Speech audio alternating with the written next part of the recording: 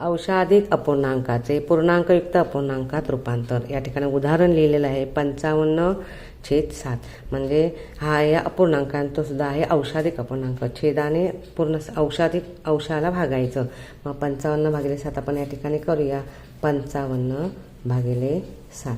7ने आपण 55ला भागणार. 7 हा तुमचा भाजक आहे. 7 हा तुमचा भाजक आहे आणि हा तुमचा भाज्य आहे. ज्याला भागावयाचा तो भाज्य, ज्याने भागणार तो भाजक. मग 7 7 49. वजाबाकी चिन्ह काढलं. 55तनं 49 गेले, राहिले 6. 6 ही तुमची आहे बाकी. आता हा तुमचा 7 हा तुमचा आलेला आहे भागाकार. भागाकार म्हणजे पूर्ण भाग. पूर्णांक आहे, पूर्ण भाग, म्हणून याला म्हणायचं पूर्णांक. पूर्णांक. तर बाकी तुमची राहिलेली आहे 6 आहे. बाकी हा तुमचा अंश असेल.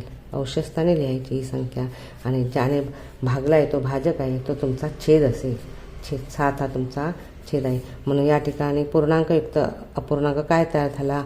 7.6/7.